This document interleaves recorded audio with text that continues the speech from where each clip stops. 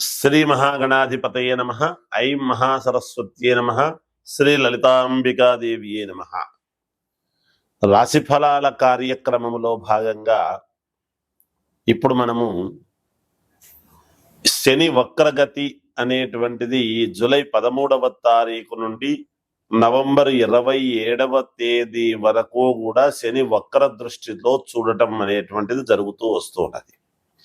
అయితే శనైశ్వరుడి యొక్క ప్రభావం ప్రతి వాళ్ళ జాతకములో కూడా చాలా మేజర్ రోల్ తీసుకొని ఉండేటువంటి పరిస్థితి.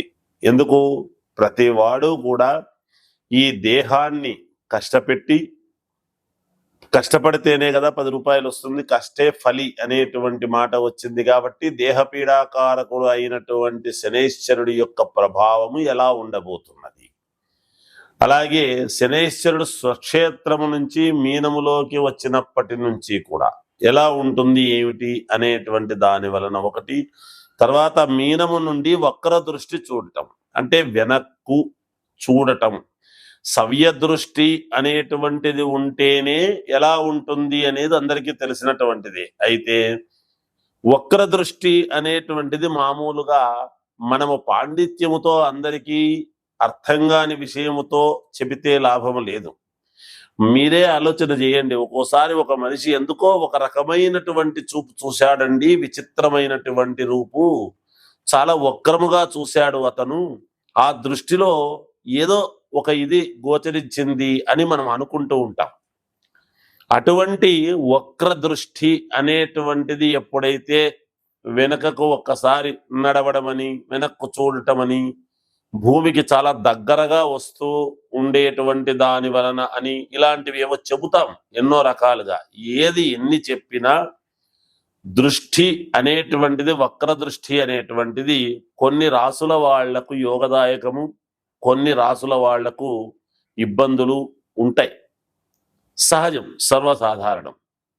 అయితే ఎవరినో భయపెట్టడానికో ఇబ్బంది పెట్టడానికో చెప్పాలి అని కాదు, ముందుగా తెలియజేస్తే దానికి సంబంధించినటువంటి విషయముగా మనము అడుగు మార్చుకోవటానికి వీలవుతుంది. ఈ రస్తాలో ట్రాఫిక్ ఎక్కువగా ఉంది అని ముందుగా తెలిస్తే సునాయాసముగా వెళ్ళేటువంటి దారి మనం వెతుక్కుంటాము కదా పక్కకు. అది ఎంతో ఈ జాతక విషయములో కూడా అంతే. ఏ లగ్నాల వాళ్లకు, ఏ లగ్నములో పుట్టినటువంటి వాళ్లకు, ఏ రాసుల్లో ఉండేటువంటి వాళ్లకు మేలు జరుగుతుంది అనేటువంటిది ఇప్పుడు నేను తెలియజేస్తాను.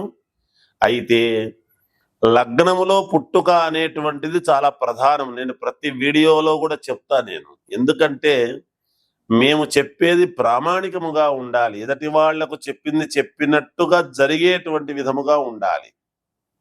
ఇవి రాసుల ప్రకారముగా చెబుతూ ఉన్నటువంటివి. అన్ని రాసుల వాళ్ళు ఒకే లగ్నములో పుట్టి ఉండరు కదా, ఒక్కొక్కరు ఒక్కో లగ్నములో పుట్టుంటారు. ఆ లగ్నమే ప్రాధాన్యత. దాన్ని తీసుకొని మీరు వ్యక్తిగతమైనటువంటి జాతకాలను ఒక్కసారి మీకు కావాల్సినటువంటి వ్యక్తుల దగ్గర మీరు అడిగి తెలుసుకోండి. దానికి ఏదైనా ఇబ్బందులు ఉంటే మార్గం ఏమిటి అనేటువంటిది తెలుసుకొని ఆ మార్గము గుండా ముందుకు వెళితే మీకు విజయము కలుగుతుంది అనేటువంటి విషయముగా తెలియజేస్తూ ఉన్నాను గాక. శని వక్ర దృష్టిలో ఎక్కువ శాతము వక్ర దృష్టి అని అంటే కొన్ని ఇబ్బందులే పెడతాడు ఎవరికైనా, ఎటువంటి వాళ్ళకైనా. ఎంత స్వక్షేత్రములో ఉండి చూసేటువంటి స్థానాలు ఏమిటి అనేటువంటిది ఒకటి. ఇప్పుడు వక్ర దృష్టిలో ఉండేటువంటి దాని వలన 3వ స్థానములో ఉండేటువంటి వాళ్లకు, అలాగే 7వ స్థానములో ఉండేటువంటి వాళ్లకు, అలాగే 12వ స్థానము, ఇలా 5, 9 స్థానాలు, ఈ స్థానాల్లో ఉండేటువంటి వాళ్లకు ఎలా ఉంటుంది ఆ వక్ర దృష్టి వలన, మిగతా వాళ్ళకి ఎలా ఉంటుంది అనేటువంటిదే ఇప్పుడు తెలియజేస్తూ, సింహరాశి వారికి ఈ జూలై 13వ తేదీ నుండి నవంబర్ 27 వరకు శని వక్ర దృష్టిలో ఉండేటువంటి దాని వలన మిశ్రమ ఫలితాలు గోచరిస్తూ ఉన్నాయి. కొంతవరకు అనుకూలవంతమైనటువంటి ఫలితాలు మీరు చేసుకునేటువంటి దాని వలన మామూలుగా కొంత తర్వాత మధ్యస్థము వరకు ఒక రకము, కొన్నిటికి అనుకూలవంతము, కొన్నిటికి అనానుకూలము ఏర్పడే పరిస్థితులు ఉన్నాయి. అవి మీకే తెలుస్తాయి గాక. ఈ పని నేను ఇప్పుడు చేసుకోగలను, ఇప్పుడు నేను చెయ్యలేను అనేటువంటి భావన మీ మనస్సుకే అర్థమవుతుంది. కానీ విపరీతమైన శారీరకమైన శ్రమ అనేటువంటిది ఉంటుంది. అలాగే శని వక్రదృష్టి రీత్యా మీరు కాస్త మానసికంగాను ఆరోగ్యపరంగాను చిన్న ఇబ్బందులు ఎదుర్కొనేటువంటి పరిస్థితి రావచ్చు అంటున్నాను, కానీ ఖచ్చితంగా వస్తుందని చెప్పలేం. కనుక సమయానికి తిండి నిద్ర అనేది తీసుకోండి. ఆహారపు అలవాట్లు, నీళ్లు ఎక్కడ పడితే అక్కడ తాగటము కానీ చేయటము కానీ చెయ్యకండి.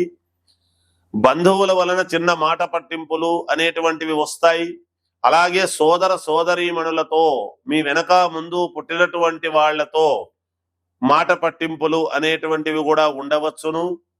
అయినా పూర్వపు ఆస్తులు ఏవైతే ఉన్నాయో వాటి గురించి ఒక్కసారి దృష్టి పెట్టడం అనేది జరుగుతుంది. శుభకార్యాలలో కలవాలి అనేటువంటి ప్రయత్నాలతో మిమ్మల్ని పిలవటము, మీరు కలవటము కూడా జరుగుతుంది గాక మీలో ఉండేటువంటి బాధను కొంతవరకు వ్యక్తపరుచుకునేటువంటి అవకాశము కొన్ని చోట్ల మీకు దొరుకుతుంది. కానీ కొంతమంది మీ వైపు నిలబడతారు, న్యాయం వైపు అని, వీళ్ళు నా వైపు ఉంటారు అని అనుకొని మీరు విజయం సాధించేటువంటి పరిస్థితులు కూడా ఉన్నాయి. విద్యార్థులు బాగా శ్రద్ధగా చదవాల్సినటువంటి అవసరము ఆవశ్యకత ఉన్నది. వ్యాపారాలు చేసుకునేటువంటి వాళ్లకు పర్వాలేదు, యోగదాయకముగా ఉన్నది.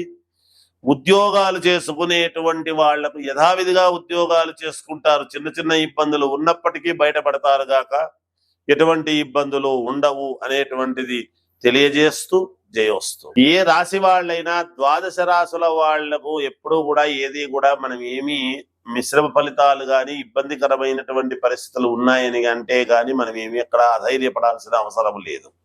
అయితే సరైనటువంటి పరిష్కార మార్గం ఎప్పుడైతే మనం చేసుకుంటామో ఖచ్చితంగా మీకు మేలు అనేటువంటిది జరుగుతుంది. శాస్త్రాల్లో ఎప్పుడూ కూడా దోషం అనేటువంటిది ఉండదండి. చెప్పేటువంటి శాస్త్రిలో దోషం ఉండవచ్చునేమో, మాలాంటి వాళ్ళల్లో ఎక్కువ చదువుకోక, జ్ఞానం ఎక్కువ లేక ఏదో ఒకటి చెబుదాములే అనేటువంటి భావనతో చెప్పడం అనేటువంటిది కాదు. నేను అందరినీ అనటం లేదు, ఎందుకంటే మహానుభావులు ఎంతో మంది ఎన్నో రకాలుగా చెబుతూ ఉంటారు. అయితే ఒకరొకరిది ఒక్కో రకమైనటువంటి భిన్న వైఖరి ఉంటుంది. అందుకనే మీకు నచ్చిన వాళ్ళ దగ్గర, మీకు అనుకూలమైనటువంటి వాళ్ళ దగ్గర మీరు మీ వ్యక్తిగతమైనటువంటి జాతకాన్ని, ఎప్పుడైతే మనము జాతకాన్ని కరెక్ట్ గా గనక సరి చేసుకుంటామో తప్పకుండా విజయం అనేటువంటిది మన వైపు ఉండి తీరుతుంది గాక. అందుకనే కదా మనం సరైనటువంటి చోట చూపించుకోవాలి.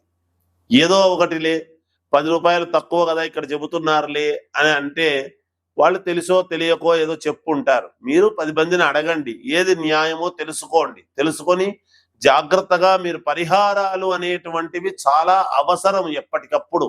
ఆ పరిహారాలు మనం రోజు తింటున్నాం కదా, రోజు ఎందుకు తినాలి అని అనుకుంటే ఒక రోజు ఎప్పుడో తినకపోవచ్చు, ఒక్కసారి ఎప్పుడో పరిహారం పర్లేదులే అనుకోవచ్చు. కానీ రోజు పరిహారాలు చేసుకోమని అనలేదు. ఏ నెలకు ఆ నెల మనం చూసుకొని జాగ్రత్తగా అడుగులు వేయాలి. పరిహారం అనేది ఒకసారి చేసుకున్నాము అంటే మనకు అయనములు 6 నెలల పాటు మళ్ళీ మనం దాని వైపు చూడకూడదు. మళ్ళీ 6 నెలలకు మనం ఒక నిర్ణయం ఏమిటి అనేది తీసుకోవాలి. అది మనము అన్ని డబ్బుతోనే ముడిపెట్టేటువంటి పరిస్థితులు కూడా ఉండరాదు గాక. చిన్న చిన్న రెమెడీసే ఉంటాయి మన నడవడికలో, మనము చేసేటువంటి పనులలో, మనము నడిచే మార్గములో, ఇలాంటివి ఎన్నో ఉంటాయి. కనుక ఎవరు ఏమీ ఆందోళన చెందవద్దు. అందరూ మీ వ్యక్తిగతమైనటువంటి జాతకాలు మీకు నచ్చినటువంటి వాళ్ళ దగ్గర చూపించుకోండి. సరైనటువంటి మార్గము నిర్ణయాలు తీసుకొని అడుగులు ముందుకు వెయ్యండి. తప్పకుండా విజయం అనేటువంటిది కలుగుతుంది. నేను రాసుల ప్రకారముగానే చెప్పాను, కానీ లగ్నము వేరే అయి ఉండొచ్చు కదా, ఆ లగ్నానికి ఇవి మంచి జరిగేటువంటి పరిస్థితులు కూడా ఉండవచ్చును.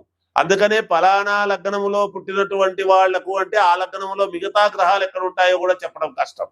అందుకనే వ్యక్తిగతమైనటువంటి జాతకము చూపించుకోండి అనేటువంటిది పదే పదే తెలియజేస్తూ మీ అందరికీ కూడా మేలు జరగాలి అని కోరుకుంటూ జయోస్తు.